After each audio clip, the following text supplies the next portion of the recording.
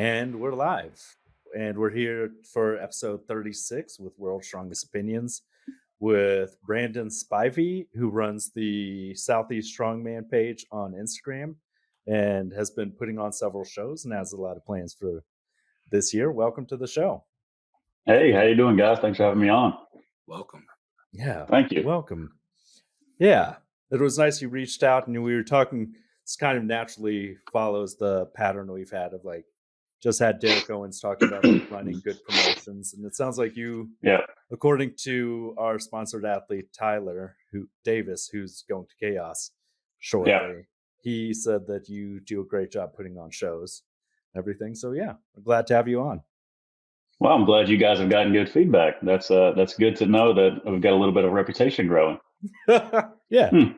And it's not bad. Very highly of it. Yeah, it's true. There's a lot of people with bad reputations right now. Yeah, glad I'm not one of those. Yeah. Yeah, that's like the majority, I think, at this point.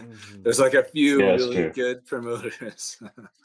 Typically, if people know your name as a promoter, you're either really good or really, really bad. So I'm glad it's not the latter. Yeah, it's true. If you just run an average show, people just kind of they don't know. Everything, but yeah, so just tell us what you're about and everything.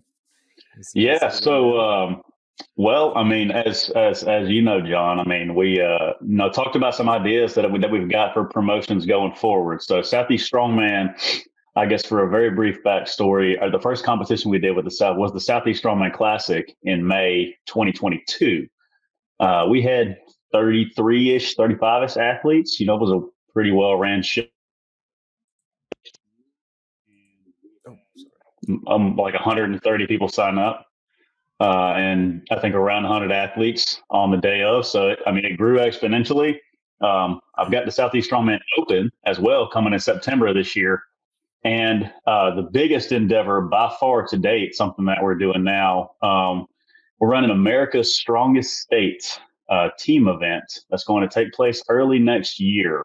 America's Strongest State is going to be on February 17th of next year. The location is still TBD on that, but we also are having 4 qualifiers for that, having a Southeast, a Northeast, a Midwest, and a West Coast. So this will be, very similar to the Giants Live team show. I don't know if you guys watched that last year. Yeah, the Strongest Nation one back in Strongest November. Nation, yeah. So I got to thinking about that, and I was like, we could do that. There's a lot of people have state pride, especially down here in the South. It's a big deal. So I was just thinking, like, we have 50 states. We could do that on a pretty large scale, and get a lot of people involved. People that have a lot of name recognition, but maybe also some people that maybe a lot of folks don't know who they are, but they're really strong guys and girls. That can show off and will probably take pride in doing so for their state. So yeah, that's kind of what we're looking at. The qualifiers will be on the 6th of January next year. So the regional qualifiers are on the 6th of January and America's Strongest State on February 17th. So I guess this is like the formal announcement or whatever. How are the qualifiers? Are they online qualifiers or are they actual competition qualifiers? They're actual competitions. So we have Southeast Strongest State, Northeast Strongest State, Midwest Strongest State, and West Coast Strongest State. The podium finishing teams for those competitions will qualify for America's Strongest State. But we're also taking 2 wild cards. So the events are going to be the exact same weights, the exact same specifications on equipment. They might be different brands of logs or something like that, but the equipment will be, for all intents and purposes, the same. We're going to compare everybody evenly over 5 out of the 6 events. There's a tug of war, which you can't compare evenly because you're pulling other people, not a weight. But we'll compare the other 5 directly, and the two best teams that didn't make the podium will also qualify for Americas. So yeah, it's actual competitions in person. The Southeast is in Montgomery, Alabama. Northeast is in Webster, Massachusetts. Midwest is in Madison, Wisconsin, and West Coast is in Mesa, Arizona. Nice. That makes it good. Good coverage there, so people can come from everywhere. It's not too crazy to travel there and everything. That's right. What made you decide not to do online qualifiers? That seems to be kind of the trend a bunch of people have done recently. Yeah, it's interesting because I know I know it's popular because honestly, it's pretty easy. Mm-hmm. Just put out these events and watch videos, have people send them to you. But I feel like it'd be kind of hard in a team setting because a lot of the rules are going to be different. Kind of like you have things like a farmer's relay is one of the events. That's kind of hard to judge all the nuances and things like that on a video. And I think it'll just be cool. I think the atmosphere will be really, really cool at that competition. And selfishly, I want to experience that, and I'm sure some of the athletes do as well. So I just thought it'd be something really cool to do in person. Yeah, sounds like a good time. So are these all going to be sanctioned, and if so, which organization? So they're not sanctioned, strictly for the purpose of not having any restrictions on who can compete. The only, I guess, guidelines and criteria is that you just have to be a current resident of whatever state you represent. But if you have a pro status for whatever governing body or sanctioning body, it doesn't matter. You can be a novice, you can be a pro, you can be anywhere in between. Nice. Yeah, that makes sense. Any restrictions on grip shirt brands or anything like that? Any grip shirts allowed or no? Are you doing no? No. We have grip shirts allowed we have a max law. Grip shirts are allowed for that. I don't really care, I try not to get into the politics of all of it. It's hard to stay out sometimes because I do run all my competitions through Strongman Corporation. Now, don't get me wrong, I love running my events through them. I think they're a pretty good organization, but with this being unsanctioned, I didn't see the need to mandate that it be one way or the other or anything like that. That makes sense. And so, and what made you choose the structure? Could you go over that again for the teams, the 6 athletes per team? So that wasn't what it initially was going to be. I was initially wanting to do a larger team across like every weight class possible, but I got to talking to some guys like in other parts of the country, and it was brought to my attention that would be harder to do in some states, like the small northeastern states, like the New England states. They may not have somebody that would be able to do it across every weight class, or like some of the bigger, like more sparsely populated, like big sky states like the Dakotas and Wyoming, and they might not be able to fill a team that big, 10, 11 people, So, that's all the people in North Dakota. Right. That's everybody. That's the whole population. I graduated college in North Dakota. I have personal experience with this. So you've met all 5 of the residents other than you that live there. All 5 of them. And the one black guy. No, that makes sense. Oh, yeah. I think, and too, arguably recently people have been saying maybe there's too many weight classes. So I kind of like that breakdown of that's true. Men, 105, 90, and the women's class. So I think that makes it a bit easier. Yeah, and so that's exactly what it is. 2 open men, because I know there tends to be plenty of heavyweights to go around. We don't have slim pickings on them. One 105, 190 kilo guy, and 2 women of any weight class.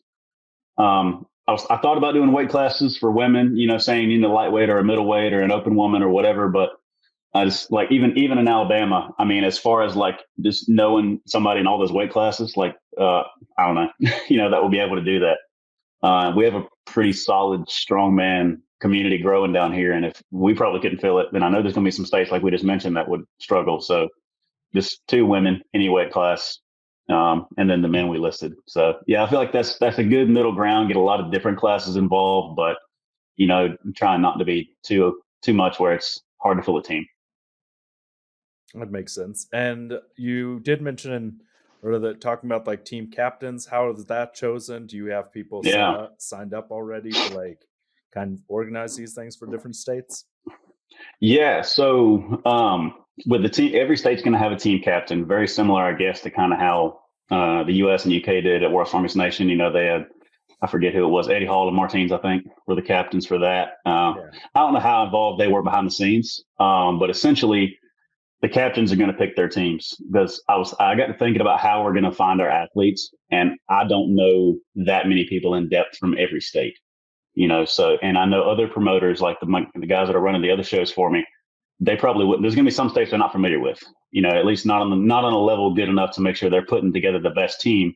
And if the promoter shows all the athletes, that's just, it's so easy to say it's biased, and I didn't want anything like that. So what I'm doing is I'm trying to find the highest level athlete or someone that has a big presence, someone that has a big name from these states, someone that people will want to compete with and for to kind of be those team captains.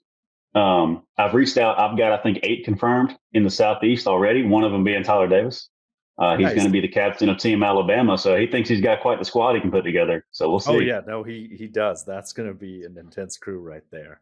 Oh I'm yeah, going to call it for Alabama right away because Colorado. I feel like Colorado has some crazy people. Who are you think for Colorado? I have no idea. I'll have to let my West Coast promoter figure that one out. I have no idea. All of our top guys are kind of have kind of stopped competing. I mean, myself, Anthony San Lorenzo, Adam Geiger. I mean, as far as 105 guys go, I mean, of course, we've got Mickey Krause. Had to throw that in there since we were talking about Tyler. And there's a handful of underweight guys, but and we've got a few really strong women too. I saw what's his name, CJ Pierce. Actually, shout out him. He's going to be on the show soon.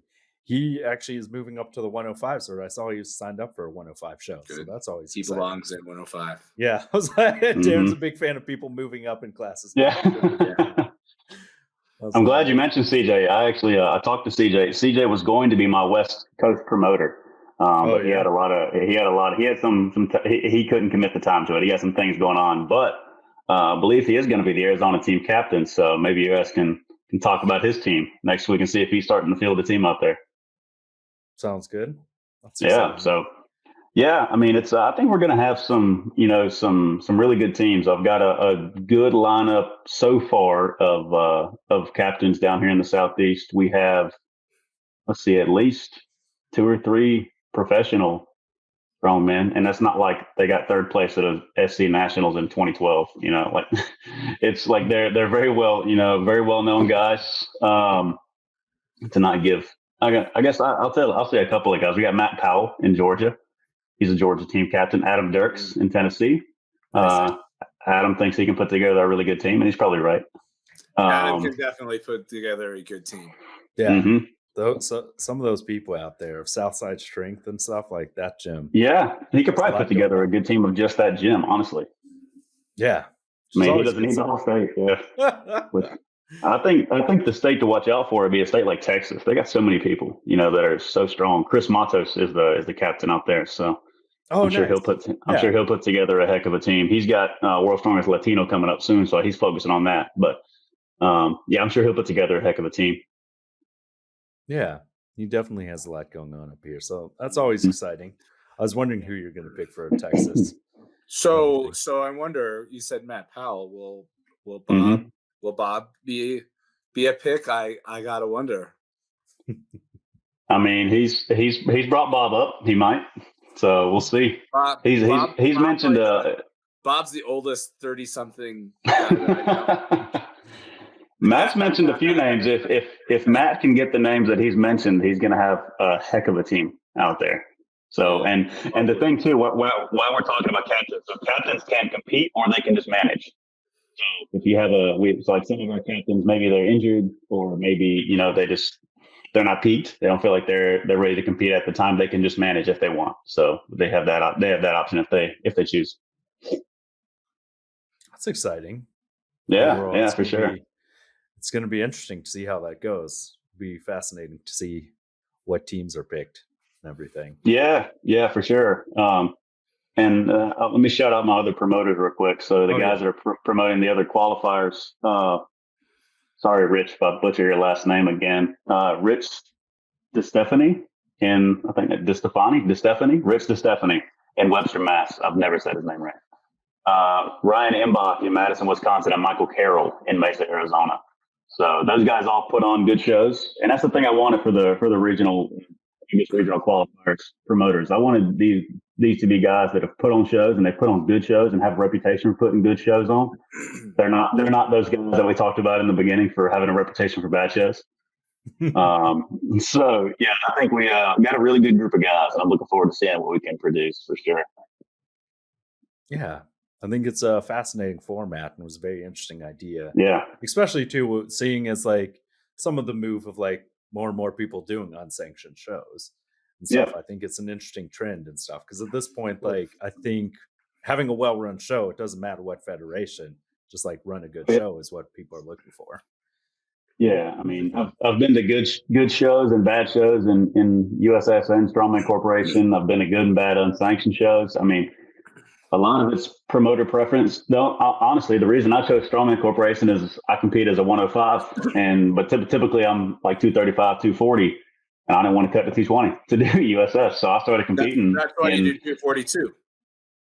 Yeah, well, I mean, you could, I suppose, but we'll see. But yeah, I mean, I wanted to compete at 231. You know, there's that's just kind of, that seems to be the weight class, you know, where I fit in best. So I guess I was a little bit biased. And there's a guy down here that he's the Alabama State Chair in Strongman Corporation. He's Alabama's strongest man. His name's Chris Slater. He was a really, really good resource to me. Yeah, Chris was a great 105K back in the day. Yeah, don't let him hear you say back in the day. I think he just got like second place at 105 Masters World or something like that. Masters Worlds, okay, yeah. That's why back in the day, back when him and I were a bit younger. No, Chris has been great. He's been a great resource, a great influence on me as a promoter. I think we're losing your sound for some reason. I don't know. Yeah, we're kind of losing your sound. Bluetooth's acting up, I think. Yeah, it's not good. Okay, that came back clearly. You got me back? Yeah, you're back. Okay, perfect. I don't know what happened there, but yeah, and I was just saying, Chris has been a good resource and a good influence on me. So, and him being the state chair, it was easy to just lean on him doing my first show, and it just kind of took off from there.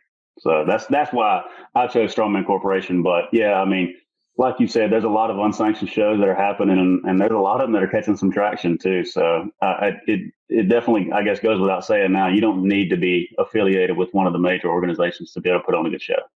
Yeah, I think, and a lot of people are realizing that now too, that there's no clear cut pathway to the top. There never really has been.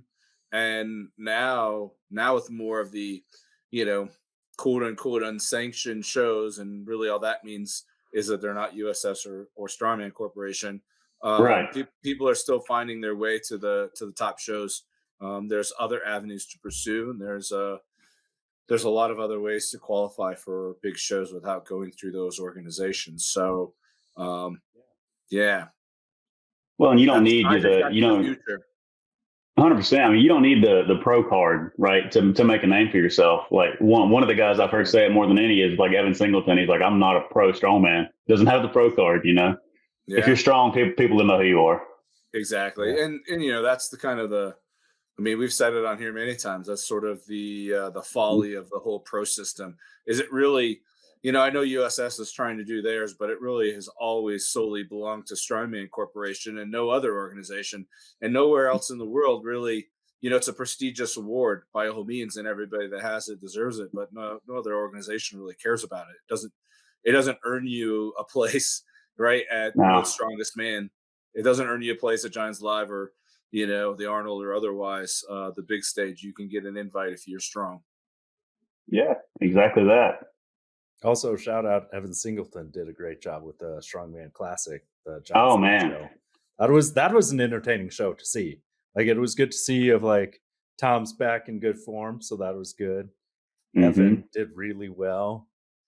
Hooper getting third place, I was thinking Mitch. Before. I was thinking Mitch all day long, and then all of a sudden the debacle on the stones, and Evan's ring just happened to stay on that fifth stone for him. Yeah, I was like, hey, can't fault him. If it's there, grab it. You know. Yeah, that's how it goes sometimes. That's right. So that was an excellent show to watch. And everything. Absolutely, some entertaining things. I don't understand some of the records they have. The nickel stone, I like. Viking class record, I just like. It's a rep record, and you're like, the judging's weirdly inconsistent. Like, that doesn't mean anything. Doesn't mean anything because like you said, you'll never compare it to it. No, it has no comparison to the next implement because it's.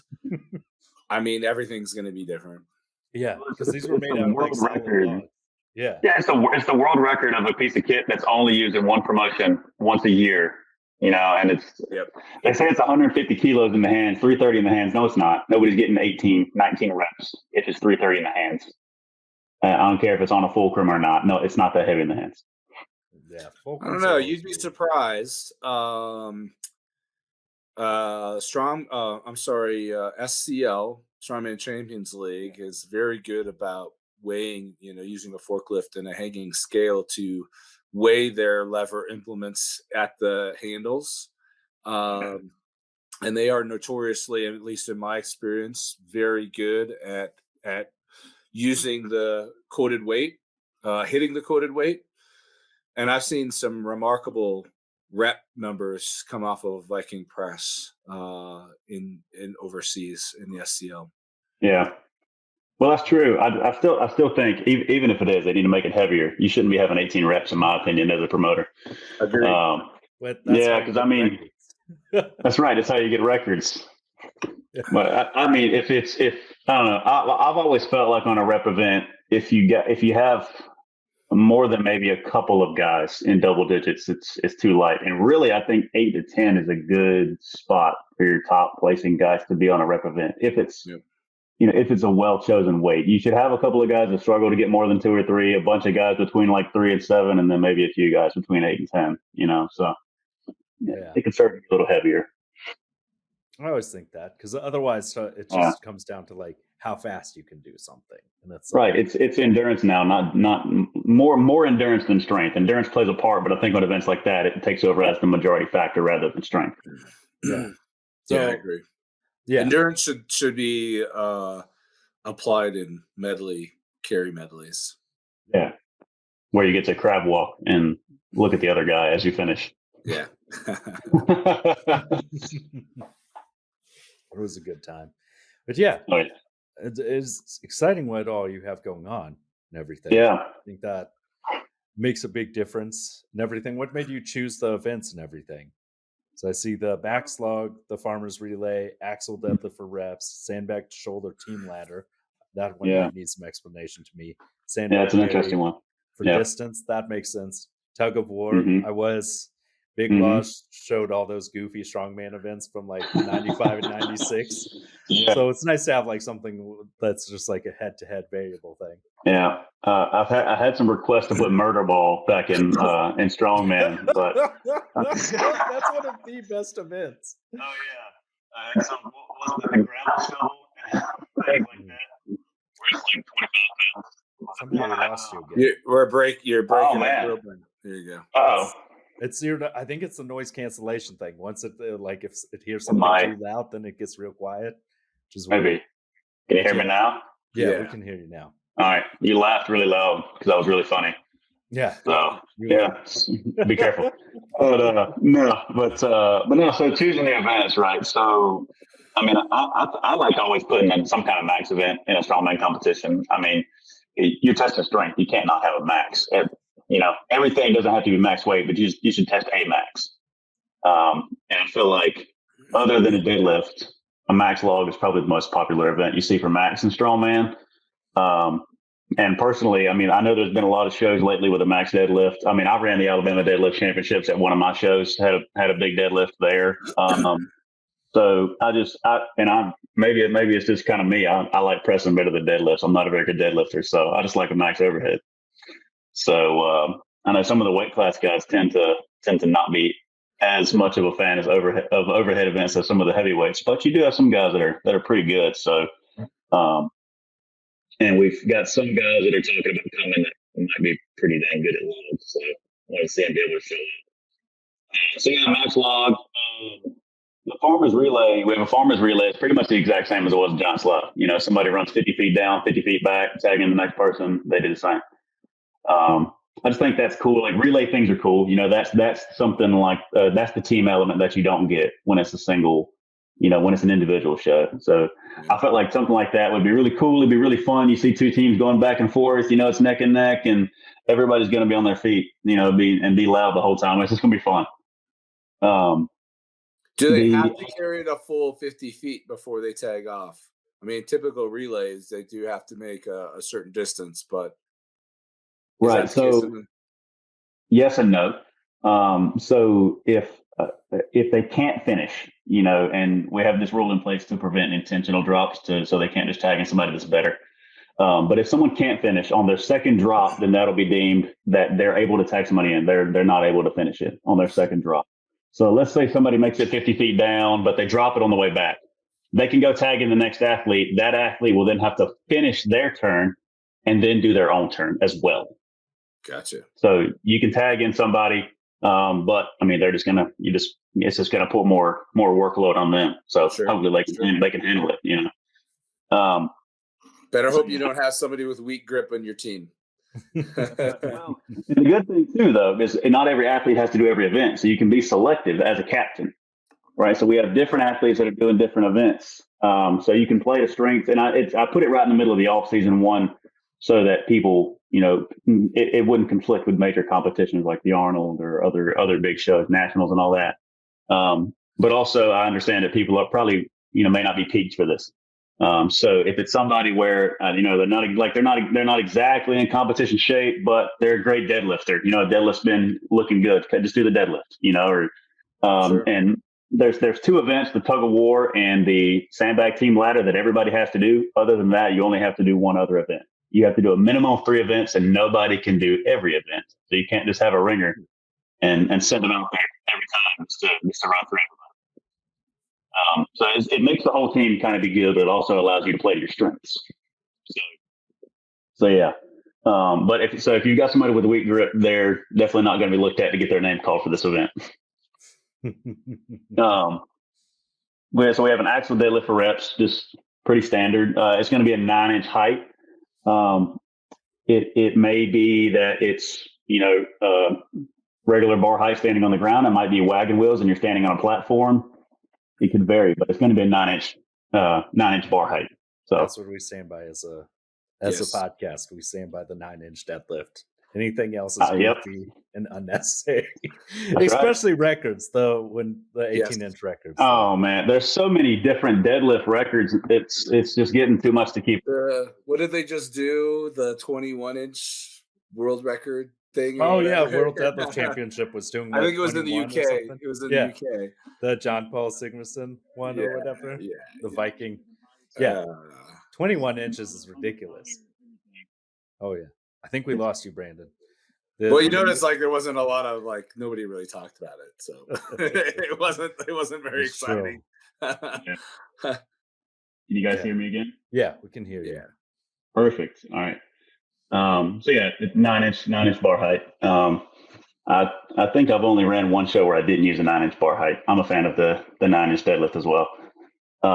So good. And then, so this is one I know you want a little explanation on this. Sandbag to shoulder team ladder. So this is everybody. Both of your women, your 90, your 105, and your 2 open men. So we're using Cerberus kilo bags. So the pounds weights sound awkward, but it's 60 through 160 kilos. So 132 all the way up to a 353 bag. So athletes, all the bags are going to be lined up.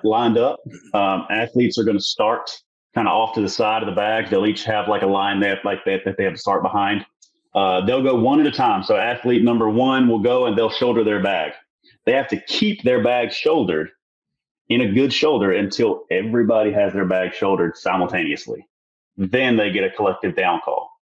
So if you've got somebody that's really good at sandbags, you need to send them out first because they could be there for a while. That's an so. And we'll get this. If that's not enough, if you drop, you have to start over. If anybody drops, you start over. The whole team has to start over. If one person drops, whole team starts over. But if they're what's the time limit on that? 2-minute time limit on that. So if let's say you're at 1 minute and 45 seconds, the last person's trying to get their bag, but somebody drops. So you had 5 bags, and now you got to start over. Your score would be 5 bags. Your score would be the most number of bags you had shouldered at any given moment.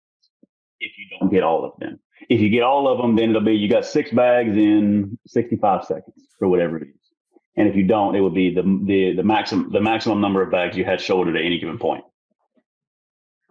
So that is diabolical. No, I was that sounds brutal. Yeah. I mean, we got a 160 kilo bag to a 353, so that can give some people trouble. Sure. Yeah. So, I mean, you got to be strong. That makes sense. So, yeah. And then max distance bag carry, I've only got 2 athletes doing this. Only 2 athletes doing the bag carry, 1 woman and 1 man, simply because it's pretty much who are you sacrificing to the sandbag carry before you do tug of war, because their legs can be dead. So it's like, who do you sacrifice? So 1 man, 1 woman, and just it's pretty straightforward. Just max combined distance. And then the last event is a bracket style double elimination tug of war. If we have just an excessive number of teams, if we end up with 15 teams coming to one, then maybe we'll drop it to single elimination, But if we have 8, 10, 12 teams, which is roughly what we're expecting, maybe a little bit less out west because travel gets a lot harder. I think it'll be pretty good to run it as a double elimination bracket style. That makes sense. And this is a 1-day event for 6 events? Yep, 1 day. 6 events strictly because everybody doesn't have to do every event. And we should be able to get through them pretty quick because, like, for example, in the bag carry, you have 2 people per team. So if you have 8 teams and you have 2 people, you have 16 people doing it. So, I mean, things like that. Tug of war, it sounds like it would take a while, double elimination bracket, but it goes quick. It goes really quick. So, I mean, things like actual deadlift for reps, you have 4 athletes doing that. So maximum, you might get 40 people to run through. It won't take very long. That makes sense. Yep. And I think most of the shows, we're still debating on start time. They'll probably be somewhere at 9, 10, 11 a.m., something like that, Not going to do any evening shows. Obviously not starting anything crazy early. Just what most people would be used to. That makes sense. I always like kind of a 9 a.m. start. That's usually what I do. I may end up doing a 9. I'm thinking about 11, but we'll see. All of my shows I've ever done have been 9. So we'll see. We'll see with the venues. Some venues are finicky and want to charge in on a leg to get in the previous day and set up. So we'll see. I'm finalizing some details with the venue agreement here in the South, at least. So we'll see. That'll factor into that decision. It makes sense. Yeah. Understandable. Everything. Will this be live streamed? So Any of it? The qualifiers will not be. America's Strongest State will be. We will by then most likely have a YouTube channel. I don't have anything, put up for America's Strongest State yet because we haven't really formally announced it, I guess, till this goes live. So I haven't put anything up. I haven't set anything up. But yeah, I mean, we'll probably have a YouTube channel. I've been talking with ADL. They'll probably come out and make sure everybody can take a look at that. If we do something, it'll be free. I don't want to make anybody pay for anything. I think that's smart. I've always kind of felt like strongman, one of the things that the sport suffers from the most is a lack of audience. Yeah. And the easiest way to deter an audience is to put a paywall in front of their ability to watch. Right. Well, and I mean, it's like I can go watch the World Series and the Super Bowl for free, but I can't watch strongman for free. That doesn't make much sense. So doesn't make much sense. But I mean, there's also there's not a demand for it, right? And so it doesn't make much sense to put up a paywall when there's not a demand for it in the first place, right? You've got to have the audience before you have the paywall. And I think if you charge for it, you're only going to get the diehard fans that want to see it. And to grow the sport, that means you have new fans. You have to have new people. Right. And I mean, you have to have new people for growth. If there was some sport that I'd never heard of and it's like, hey, you can pay $10 to watch it, I'm probably not going to watch it. Why? Why bother? Yeah. I'll go watch something I already know and like. I pay for strongman just, from an athlete perspective to support the sport because I know it helps athletes. Yeah. But like your pure spectators that aren't actually athletes, you're never going to attract them until they get right. I mean, it's like dealing drugs, right? You gotta give some samples out first to get people coming get a little taste. Yeah. You gotta get a little taste so you get them come back. Too, because the logic I hear with a lot of people is like, well, the money goes directly to the athletes. It's like, yeah, if 1,000 people pay $6, $6,000 to the athlete pot is great, but there are actually companies out there who will give you thousands of dollars if they know that thousands, like hundreds of thousands or like thousands of people are seeing. And that's the thing, like right? that. You're you're trying to sell an ROI to your sponsors. And Yeah. if you're putting a wall in between them and potential exposure, like that's not great for your sponsors either. No, for sure. And I mean, like I'll charge in person, to watch the events, but because the people that are coming are diehard fans, or somebody, those people don't mind paying. And what sporting event can you go to and not pay something? Not a lot. You can go. You got to pay to get into a JV baseball game at a 1A high school. So I mean, at most I've ever charged is like $10. Yeah. So I mean, I'll charge a little bit just for admission, just so I can increase the prize purse. But again, you have a different audience when you're in person versus when you're live streaming. When you're live streaming, it's the new people. When you're in person, it's the people that already love it. So they won't mind. So it's a little bit different. And to me, in person, it's the athletes' families primarily. That's right. And they're going to pay to come and see their son or their husband or their boyfriend or girlfriend or wife, whatever, right? Yeah, especially if they know that money could go to them if they win. Yeah, right. That's a good investment. Absolutely. I think that's how you bring people in, because an example I always find that's helpful is like no one, like in the real world, like not many people know about like World Chase Tag, which is like competitive tag. Yeah. Yeah. It's on YouTube for free, and those videos get millions of views. If you can just have something, even if it's a niche sport, and I'm like, if millions of people are watching World Chase Tag, which is actually pretty fun to watch, like there's an audience for almost anything on the internet. John has already spent hours watching it. Oh yeah, we actually John is the biggest fan. But yeah, no, it's crazy. Just like even like because they'll do live streams. Last year's live stream of World Chase Tag for the US, 467,000 views. That's nuts for tag. For just watching guys chase each other around a parkour thing and like tag. What does World Strongest Man get? World Strongest Man. That's hard to know, because they claim that they get like 2 million concurrent viewers is their thing. Yeah, I don't know about that. TV. But TV is weird because they count TVs just being on. Like airport TVs shouldn't count for views, but they do.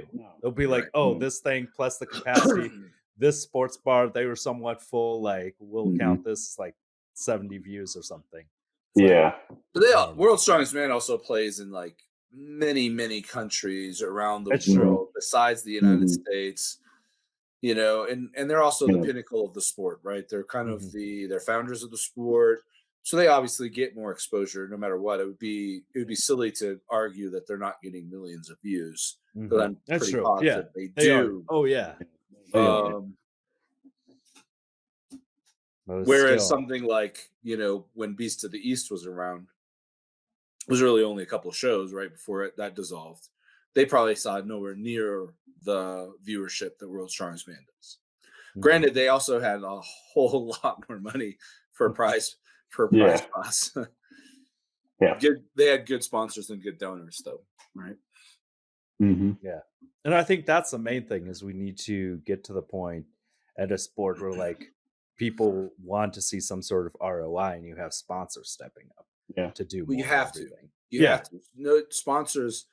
I mean, a sponsor that has any kind of business sense and objective in marketing is going to want an ROI, right? Otherwise, they're not going to sponsor you, or they're going to renege, which we saw with another organization. Yeah, recently. Always kind of devastating. So I think, so have you been reaching out to like sponsors and everything, or how's that going for all of this? Yeah, because I don't really have a product that we've started to market, or that we've really announced or anything. So I don't want to reach out and have hypotheticals. I want to let's give it a few days so I can kind of measure the engagement on social media and other things like that, and see what kind of names we're able to get in there, and then I'll have more information to give to those sponsors so I can make my pitch a little bit more enticing, I guess. So, and I think that's kind of what you have to do as a promoter, right? Like you have to have you got to understand that you have to run your promotion like a business, because if you're going to these sponsors, that is a legitimate business. Like your promotion might not be an LLC, you might not be incorporated, you might not be doing this for a living, but you got to treat it like that if you want it to be successful. Because the people that you need to help you that's what they do for a living. They, Cerberus makes things for strongman. They're a big presence in strongman, and that's how all those employees there make their living. So they're not going to do it just for nothing. So I definitely want to be able to tell people, and I've used that like with the Southeast Strongman Classic. I could say, hey, year one, we had 30 something people, and I think 80 people in attendance. Year two, we had well over 100 people. We did an athlete dinner for that was absolutely free to the athletes and everybody they wanted to bring. We fed 250 people for free. Nice. We also put on a competition with 100 athletes and 300 plus people in attendance.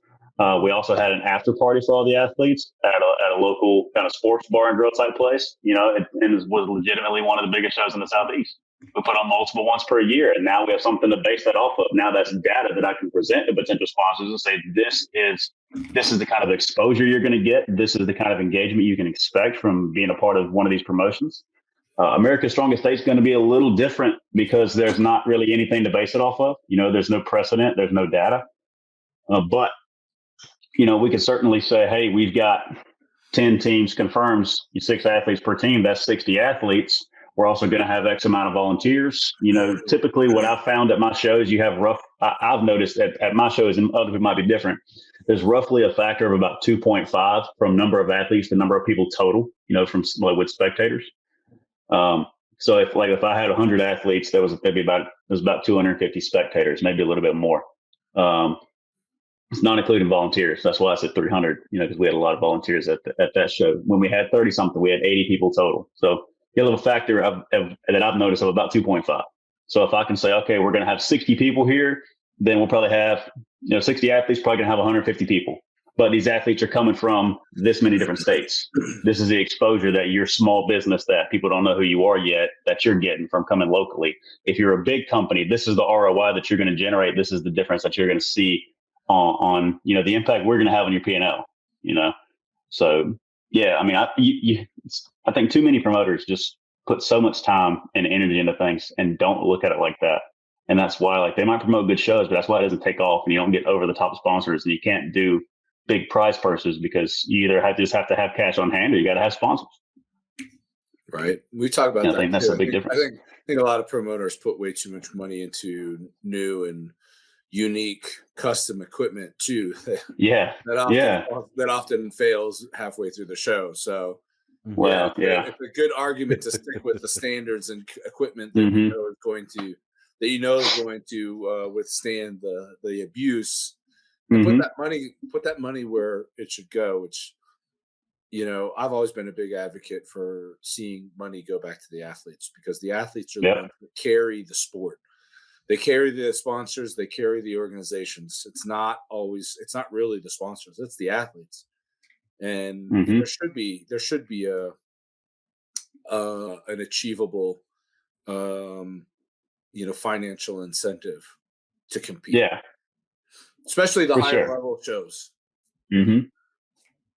Well, especially if you're getting people that want to do this for a living, you can't make a living if you don't make any money.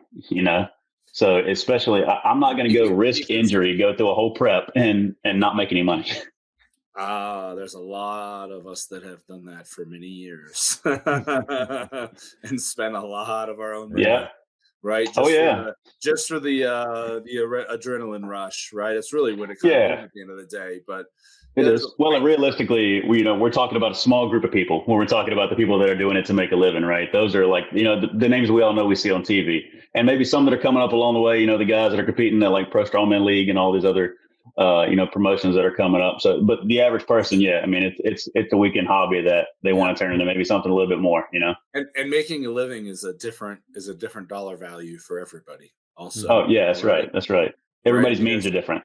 There's some people that can probably make a living off of $40,000 a year and compete and be a full-time athlete, right? There's a lot of other people that need to make a lot more than that to make a living. Yeah. And I think that's an important part, is trying to make things a lot more athlete centric and everything. Because we said last show of paying thousands and thousands of dollars for weird custom equipment and everything that kind of overshadows the athletes. It's very unnecessary. So that's why I liked when you sent the event list and everything. Like those are all achievable things that athletes can actually train for beforehand.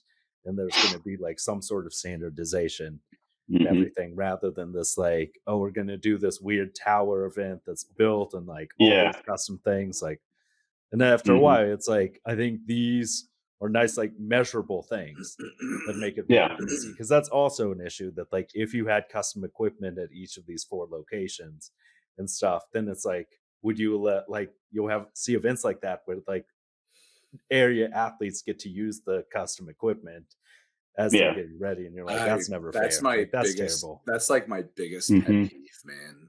My biggest pet peeve is when some people get to use really any of the equipment that's going to be at a show. I mean, maybe it doesn't matter if it's a, you know, it's a standard old 12-inch log or something. Maybe it's not so big of a deal, but like John's saying, when you have custom equipment that only a few people get to train with, like that's such a huge pet peeve of mine. It's not really a level playing field at that point, really. You know, if it's something that you get better at, the more familiar you are with it, then if you let somebody familiarize with it and somebody not, then that's not, you're not really apples to apples on the day. Yep. Yeah. And then that's like, and to me, that's the promoter's job to make sure that that stuff stays under lock and key. Like, you know, there's only one set of these unique farmers implements. And I saw that in Finland the last time I went. I mean, they have the most gnarly farmers implements. They're notorious. They're infamous, actually, for anybody that's used them. I mean, they're gross. And the guy, and I should have won it, but the guy that won, you know, I said to him jokingly though afterwards, I was like, looks like you've used these before, you know? And of course he trained like there at the local gym, and he was training with them every day. And it's like, you know, and most people had just like really, really struggled with them because they were just super gnarly. And and it's a good example of like, I don't have any like resentment or anything against him or the organization for that, but it would be nice if promoters would put that stuff under lock and key. Knowing that they have unique equipment that not everybody can train with. I think that's something I always try to take into account. I want people to be able to train for these events. You know, I don't want to do anything crazy. You know, like most people have an axle. If you don't have you don't need an axle to get better at an axle deadlift. Just deadlift. You know, just deadlift from 9 inches, which you can do in any gym. If you train strongman, you probably at least know somebody with a log, especially if you're at a high level. You probably got access to a log. Sandbags are at CrossFit gyms, at strongman gyms, in people's garages. You know, you probably know somebody with sandbags. I mean, and farmers are one of the most common implements too, you know, and I'll do stuff every now and then. Like at the Southeast Strongman Classic, I had an overhead medley, and the first implement was a circus barbell. So what we did, one of my buddies here in Alabama, Todd Williams, he's the USS chair. He has a ton of stuff. This dude is, he's way too generous with lending his stuff out for free to everybody. So we all really appreciate him. But he has these massive, like, I don't know what the diameter even is. It probably creates like a 16-inch deadlift, so 30-something inches in diameter. But we put those big tires that are bouncy and wobbly on a deadlift bar to press. But nobody could train on that, so everybody's in the same boat. So you can't really train on that. You can simulate it, and it's interesting because then you get to see people trying to simulate it different ways and try to get creative. And you see some people, and you know, that have a pretty good simulation, and some people are trying to get pretty close. And it's like, well, that's interesting. We'll see how that carries over. You know. Yeah. But if it's something weird, I feel like nobody should be able. It's either everybody should be able to train it, or nobody should be able to train it. Right. You know, it can't be. You can't be in the middle. Agreed.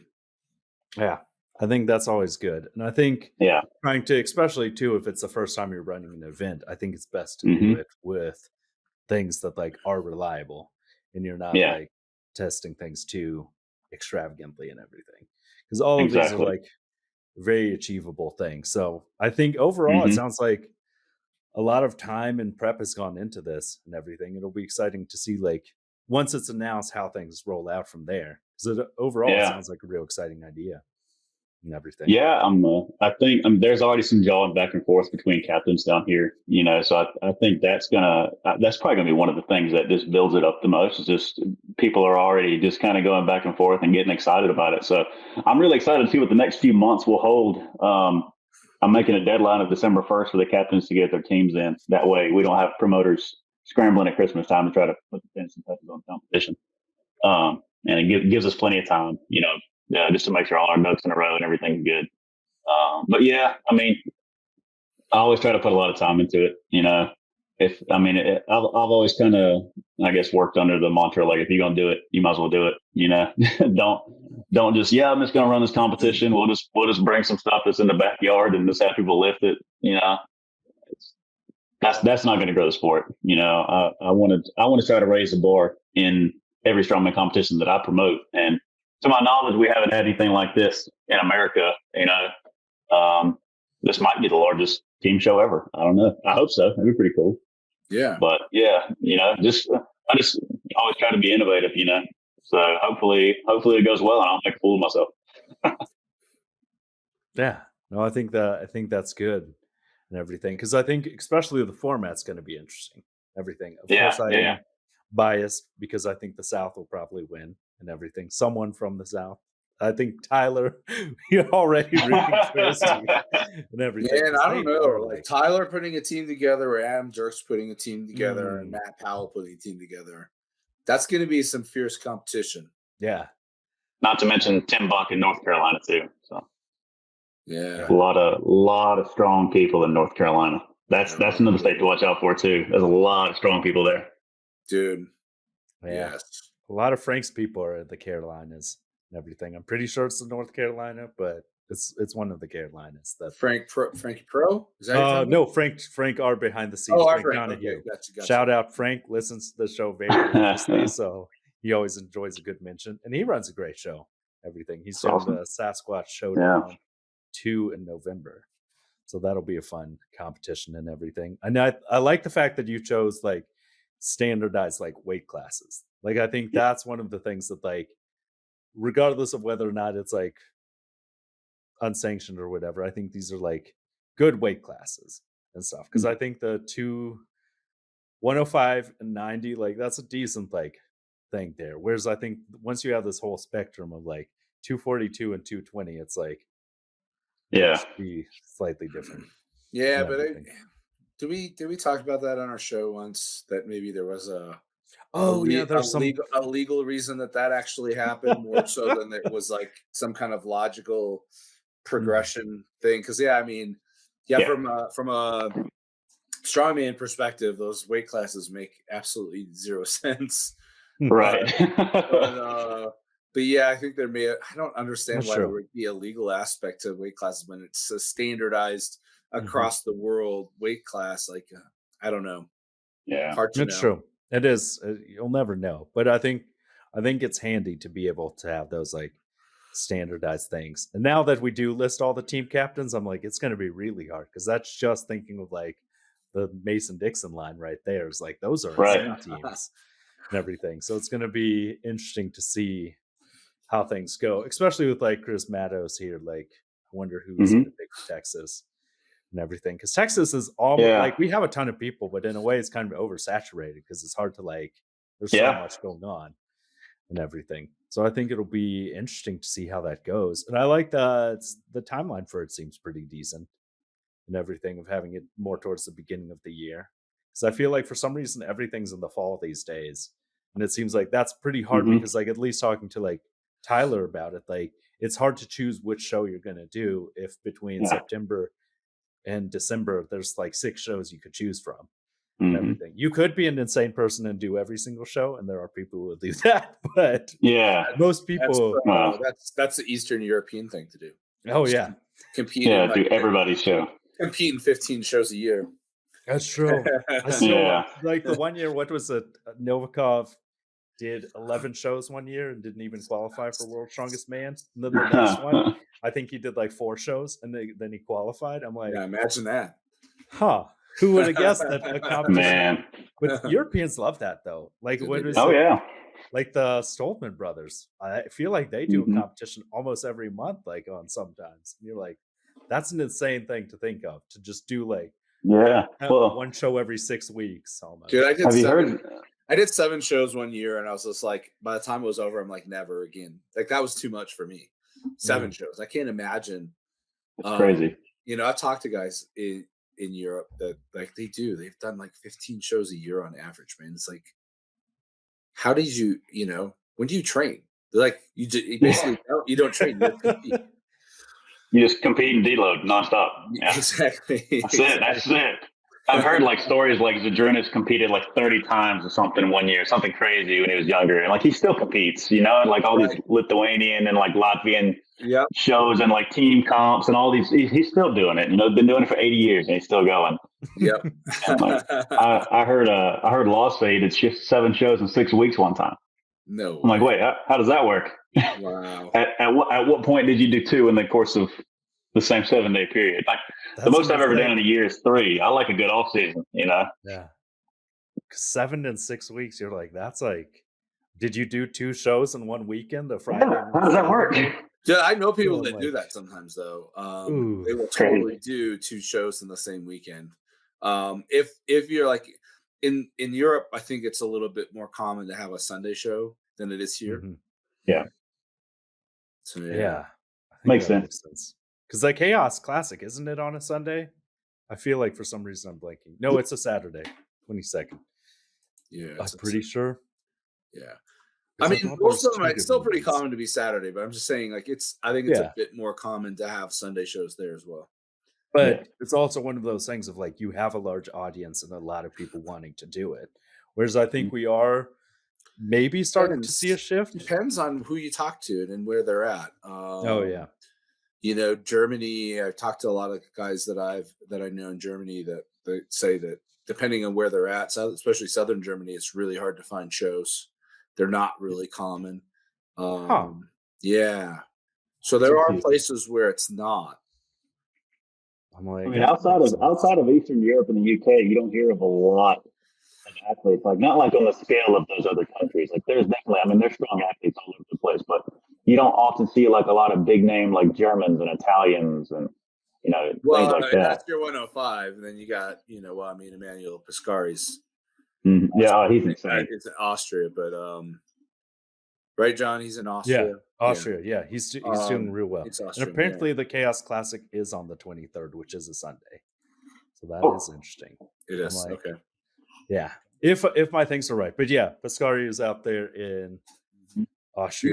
You got some crazy 105s that come out of Eastern Europe, UK. That's true. And I mean, even 90s and 80s, Europeans are deep in the 90s and 80s too. Yeah. Yes, they are.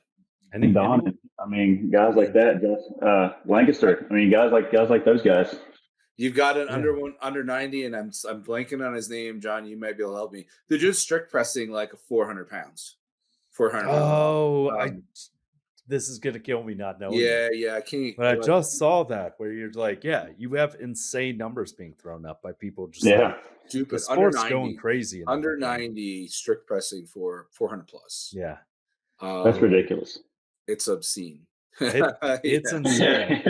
But I think that's the thing. Is like, for one, all those Eastern Bloc countries, anyone who's impacted by like Soviet style training, like their protocols and everything, like the Bulgarians, you're just like, oh man, their Olympic protocols were just insane to like read about and everything of So I think I tried to do Shako one time. The Shako, it's like 7 days a week or something stupid, and I got run down so much in like week 2 that I got super sick and just had to quit.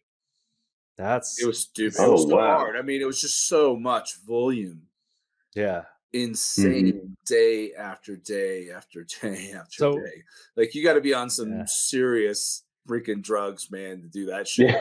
They are though. I there's a great video on YouTube about it, but the Bulgarians actually so before they get drug tested, they would actually drain their bladders and then refill it with like clean urine.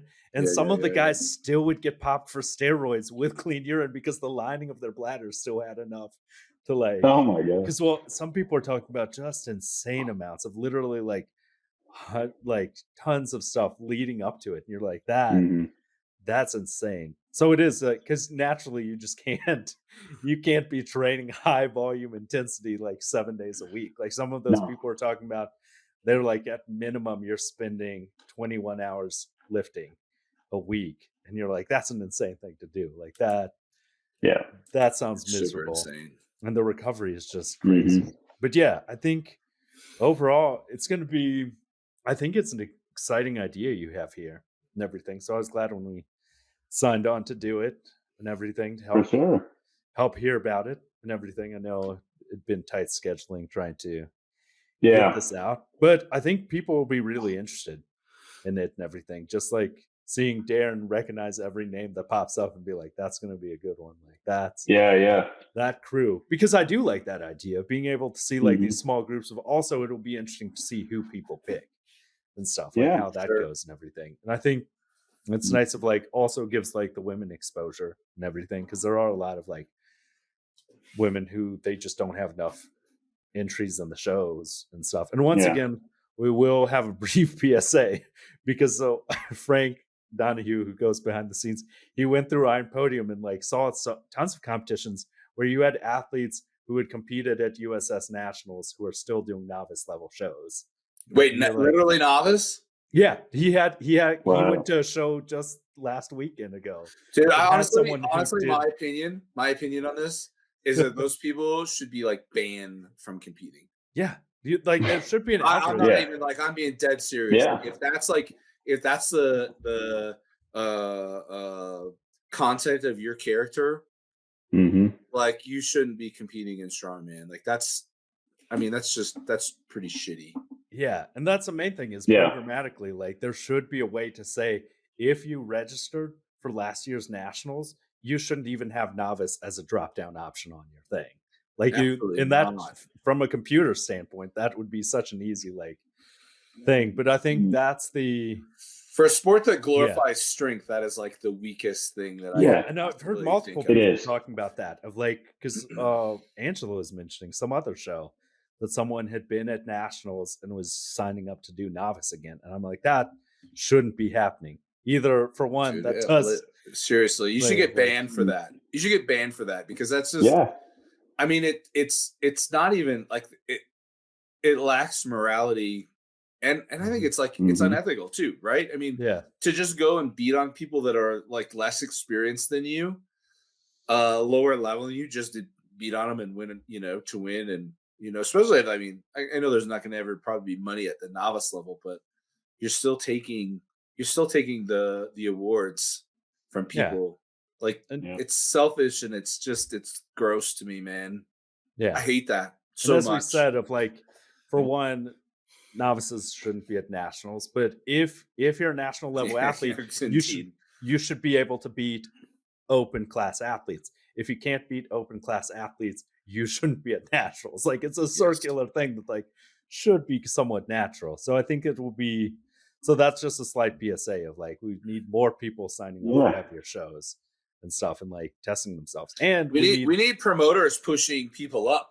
Yeah, we need promoters and also, not letting them just like stay. Like the strongman is, I know strongman has evolved and changed a bit over the years. When I started many years ago, there's only two weight classes. There was under 105 and there was opens, and the entire intent of the 105s was the stepping stone to opens.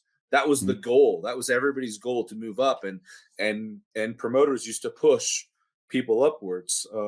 That was the kind of the point. Like, you're not, this isn't supposed to be a career class. And now we do have kind of career, weight classes.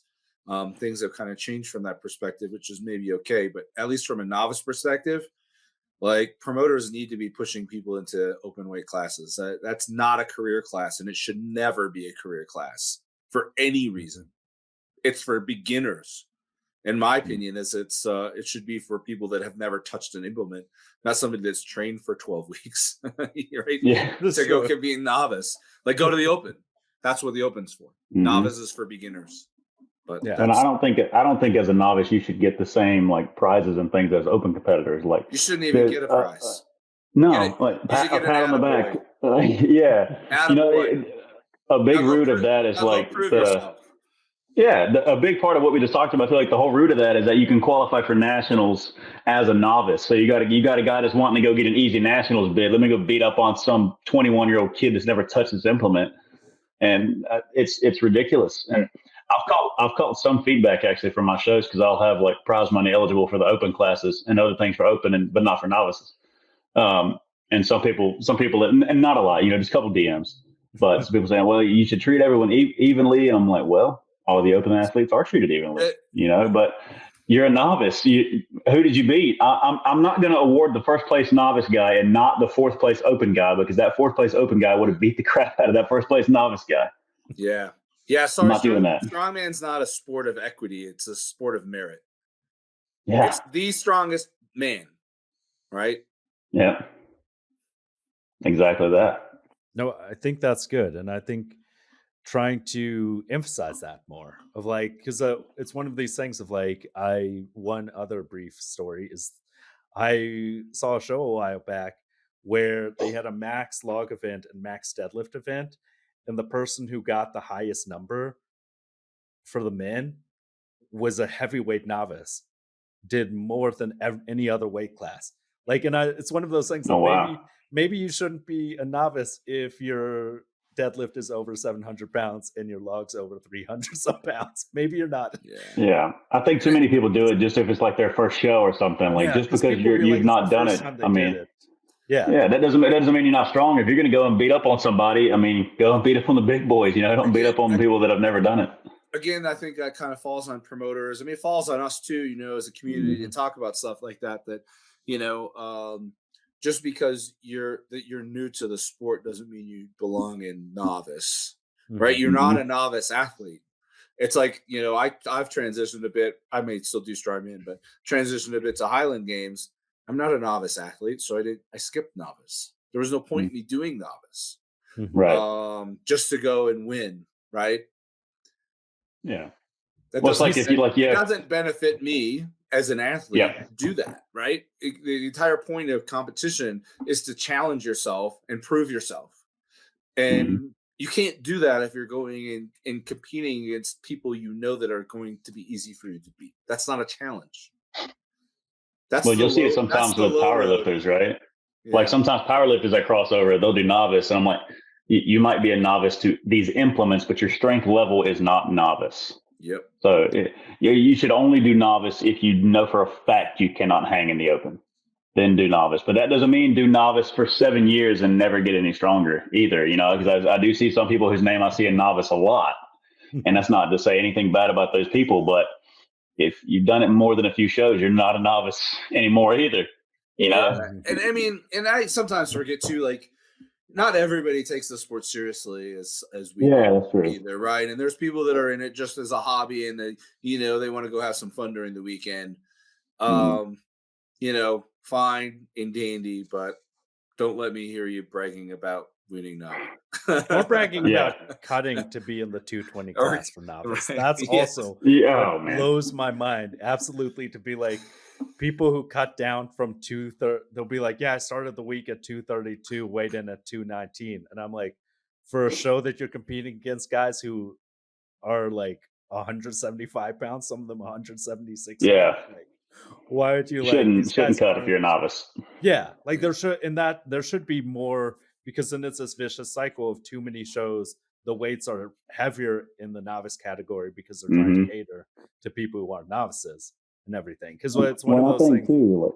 That's one thing. People got to be careful, because like, if you genuinely feel like you're a novice, you don't know what you're doing on a cut. Guys that are doing these cuts, doing these big cuts, most of them are world-class athletes. And if you're like most 90 guys, they weigh in under like whatever 198 point whatever it is, they probably walk around at 210 plus. Most high level 231 guys are in the 250s probably, because their body just carries so much muscle. It's not like you're just 250 and sloppy, walking around and just feel like that's the class I want to compete in, because the other guys are weighing that. And that's dangerous. Like, you do a cut wrong, you can really screw yourself up. I think too many people are, doing these things and they don't know what's going on. And you got to really, really be careful. Well, we've kind of become, the trend that I've seen over the last few years, and we've talked about this many times on the show, is that the novice class has now become the largest class at all the local shows. And now you have these novice athletes becoming coaches, right? And what you have is the blind leading the blind, right? You've got these novice coaches leading novice athletes down a novice path, right? and it's dangerous, it's irresponsible, and and again, we bash kind of on this stuff a bit, but at the same time, there's a good reason why the sport was always designed to move people up, right? And why novice should only be for beginners. And even if you haven't won and you competed 3 times, you need to move up. And if you're incapable of doing that, maybe sorry, this maybe isn't the sport for you. We'll brief shout out again to CJ Pierce. He had a really great blog article that I'll try to link in the description. I'm reminding myself right now. Editor John, add a link to that. But he was talking about the weight class thing. Is most people too, unless you're a super seasoned athlete, you actually don't have that much weight that you can sacrifice for no reason. Like, it takes months and months to put on 6 pounds of muscle. It can take a while to do that. And to sacrifice that just to, like, unless you're going for a national record or a high level event, most people actually don't have any reason to cut and stuff unless you're like really a high level person and you can do a smart water cut. But like you're saying, most small athletes, like, you actually don't have that much muscle you can sacrifice, and you are sacrificing muscle if you're doing a hard cut. Well, if they're, I mean, they're going through periods of starvation, like severe calorie deficits for way too long a period of times. Like, guys at the top weight classes, like you said, Brandon. I mean, I walked around 255 regularly when I was competing at 105, but I was a lean 255. I was cutting nothing but water in 18 to 24 hours. You see, I hear people all the time talking about how they're cutting, they're at the last minute, they're not eating anything for 3 days, or something stupid like this, and and they have to go through all these crash course diets to get down to a weight, and then still water cut. Like, that's so detrimental to. I mean, you're going to experience that catabolism of muscle tissue. You're putting your body in dangerous zones for dehydration and caloric deprivation for long periods of time, just to go compete at a novice show or even an amateur show for that matter. If and even athletes that are not quite pro yet, cutting to compete in 231. If you have any aspirations to be a great athlete, like, you should not be competing at your weight class in a regular backyard amateur show. You should be going to a heavyweight and skipping the cut, because it's not worth it. Right? Well, and as how dangerous as it already is, I mean, if you're cutting 8% or more, 8-10% of body weight, your body is in like starvation mode. It's just in survival mode. Your body thinks like it's dying because of what you're putting it through. And imagine if you've got one of those novice coaches trying to lead you through that, who probably there's some, and I don't have anybody in mind when I say this, but I'm sure there's coaches out there that have never done that are leading another athlete through that. Oh, dude, I know. I have many names in mind when I talk about I see it all the time. Because I've heard people literally advise that are like, if you're going to do a cut like that, try to get down to like 10 to 15 pounds above whatever you need. And then like 3 weeks out, cut out like carbs completely. And you're like, okay, so you're not like I don't know. I mean, you can, but you shouldn't be. You shouldn't be going into caloric deficit. But I think the most important thing, though, if you're going to be a weight class athlete, your first objective should be to get to a lean body mass. Usually be 12% body fat or less, because trying to do a water cut with a lot of adipose tissue is freaking brutal, and it's not easy. Lean muscle tissue cuts water much quicker, much easier. It's less stress on your body. If you're going to do that, you need to get yourself in a position that is advantageous for that kind of weight cutting. But again, you shouldn't be doing that if you're a novice. It's unnecessary. Unless you're like trying to qualify for some high level show and stuff. Maybe. For most if you have aspirations.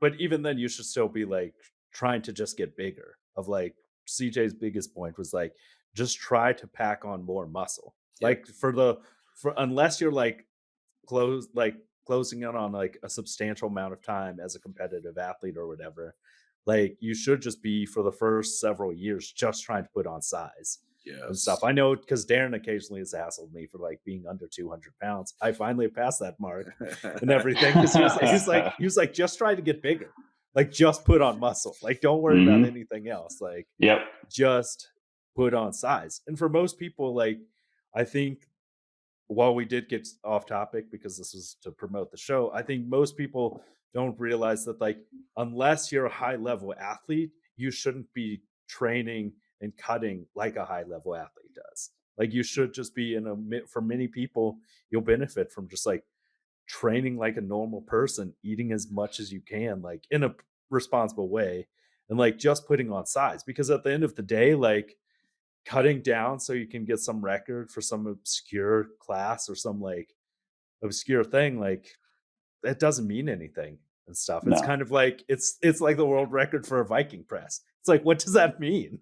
Like what relevant does that have to anything? So they can put world record holder in their bio. Oh, it's true. That's right. Yeah. They can also say world's strongest man competitor and not specify like it was a weight class at OSG. That's right. Yeah. Like world record holder in the federation of like no one knows about. But back to the task at hand, though. Yeah. Did you have more stuff you wanted to tell about America's Strongest State? I realize we got wildly off track. That's my fault. Oh no, I think people like it though, because they also want to make sure that Brandon like is on the same page as us. 9-inch deadlifts, novices should go to nationals. Don't bother water cutting unless you're a high level athlete. Yeah. While we're talking about that, novices do not need to promote shows. If you've competed one time, don't be a promoter, please. Amen. I've seen too many shows go badly. And just I don't care if you've competed 100 times, talk with somebody that's promoted a bunch of shows and help you promote your first show. If you do it wrong, you could get somebody seriously hurt or killed. And that's not an exaggeration. You're hitting so many points that we talk about. So it's true. You did. So I was like, I knew that Darren would appreciate this because like we've been saying, too many people hide behind an indemnity waiver that doesn't actually cover gross neglect or misconduct on your part as a promoter. Like it's not this waiver that says you can do whatever you want and people can't sue you. Yeah. Everything. If you set people up for failure, use faulty equipment, and someone gets injured, like that's an issue. You can't just be like, well, they signed a waiver. It's like they signed a waiver understanding that you were going to be responsible. And athletes need to understand that too. Those indemnity waivers aren't like ironclad no fault to the promoter. That really just says that if you're taking on a reasonable amount of risk to compete, that you understand that there is a risk lifting heavy weight. You may tear a bicep, or you may pass out and drop the log on yourself or something like that. That's not negligence on the promoter's part, but promoters creating janky ass custom equipment that's barely held together by 1/4-inch freaking screws. That falls apart and hurts somebody, they're liable regardless of that indemnity waiver. Yeah. Well, and if you do something that's not standard, or even if something that that is more standard, like a vehicle pull, like unless there's events and equipment that you have in a gym that you just load plates on, test it and test it and test it and test it, and if it fails in testing, scrap the freaking event. People are going to get less mad if you change an event. That's why you put events and weights are subject to change on every promotion, because things happen. Yep. But don't just put an event because you spent time making it and I really wanted to have it in my show, even though it failed, it almost hurt somebody in testing. Don't do that. Take it out. Like, it's not that important. Fix it and put it in your next show, Because I've seen that happen where something broke in testing and they get someone to weld it overnight and hope that it holds up for competition. And you're like, don't do that. Because at the end of the day, it's great having you on here because, for one, you've hit every single point I think we've ever made as a podcast of like, it's our bread and butter. Of like some of these. This is our validation. This is our validation episode. It's true. Yeah. This thing where we have to test you. I was like, I don't know. Should we have him on the show? Should we support this? And then the more I heard, and like Tyler, if he signs off on something, I'll support it for the most part. Because whatever's happening down in Alabama, some strong people down there. Oh yeah, for sure. And I think, And yeah, it's a good thing. no, like I always tell guys, like if you're gonna, again, like even if you've promoted, or you've competed a lot, if you're gonna promote a show, just get with somebody. Like I said in the beginning, like I got with Chris Slater, the state chair. Dude's promoted. This is the 11th year of Alabama Strongest Man. He's promoted probably 20 plus shows. Get with somebody like that. I'll help whoever I can help if they got questions for me. Just don't fly solo. Just because of a pride thing. Like nobody cares if you had help. They care if you put on a good show. That's it. There's one of my favorite sayings, and this is the second time I've said this today to somebody. One of my favorite sayings is that if you surround yourself by 9 idiots, you're sure to be the 10th. Mm-hmm.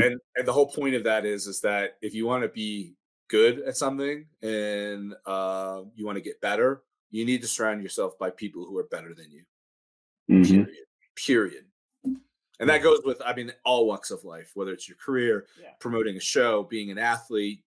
You're just you're not going to get better by being the best in the crowd. It's like they say, it's that idea of like, let's say you deadlift 600 pounds and you only hang out with people who do 4 plates. It's going to be real hard for you to go above that. Whereas if everyone above you is lifting 700 pounds, you're going to be more likely to push yourself in that way. And the same with the weight classes of like compete up a class if you can and everything. Like skip novice if you're doing throwing and stuff. Cause like Darren's an insane thrower. No, I'm not. I suck. Games. He says he sucks, but he does like really crazy heights that you're like, oh my God. It's very impressive, that explosiveness. I'm new. I've already promised everybody I throw with that I'll be throwing with the Super A's next year. So I have to live up to that. That's true. I see that though. I'm like, you have those crazy the spiky shoes. But yeah, I don't know how to use those yet. Those I was gonna ask. I was like, that seems really technical. But for the show though. So important dates. Let's nail it down. So we are going to try to have all of our captains named no later than September 1st. Okay. August 1st was the goal, but we announced a little bit later than we wanted to. So I want to just make sure these guys have enough time. That's on us. That's partially. Well, it's a lot on me too. It's not you guys. But yeah, we're going to have all captains named no later than September 1st. Ideally long before then, but by September 1st, hard deadline. If a state doesn't have a captain by then, all right, either nobody returned the text or calls or emails from the qualifier promoters, or there's we just couldn't get in touch with anybody, I guess. But I haven't had any problem really getting it. There's a couple of states that I'm waiting back from. I think. But other than that, oh, you're back. Oh, I'm back. All right. Yeah. There's a couple of states I'm waiting to hear back from. Other than that, I haven't had a problem with that, so I don't think we'll have a problem getting captains. Registration deadline for the team captains to register their teams and get us, the data that we need, who's going to fill these slots for their team. Deadline for that is December 1st. The qualifiers, that's the Southeast, Northeast, Midwest, and West Coast, are on January 6th, 2024 in America's strongest state. Location TBD. We may have more info on that within the week, but it's going to be on February 17th. We just don't know exactly where yet. I've heard good things about Denver. Colorado seems like a decent place to compete. It makes the most. Denver makes the most sense in the United States. We're only like 200 miles or something like that west of the very center of the country. Mm-hmm. And flights are reasonably cheap to get there. We have a very accessible airport. We've got the city itself has got everything you could possibly need. The only drawback is the elevation, I think. But I've talked to a lot of people that have come here from lower elevations and said that they've competed here and didn't notice anything. I did when I first moved here. It took me a few months to acclimate while I was working out or training. But it's such an ideal location. I don't understand why we don't have more bigger shows here. If I was going to play devil's advocate, I would say this. I would say, how does the geographic center compare to the population center? Because the East Coast is such more heavily populated than with the exceptions of the places like Denver and like the absolute Pacific Coast. The population center is probably a good bit farther east. Yeah, it's true. And it's very spread out here, right? It's much denser population in the East, where it's probably a short drive. Well, I've been out east. It's a little shorter drive to get anywhere. I mean, to your amenity, where here, it's a bit farther. But yeah, I'm thinking we may take a little bit of time too, and maybe wait a little bit longer to decide a location for nationals based on the amount of engagement we have at each qualifier. Like I want to give some time to see. Like I know I've already got at least 8 captains named for the South, so we shouldn't have a problem getting that. But if maybe Midwest or West or North, if one of them struggles, we have 4 or maybe 5. But okay, there's not as much engagement up there. Let's move it somewhere where there was a lot of engagement. But at the same time, it's obviously got to put it somewhere that has a good, hopefully international airport. But I want travel to be easy.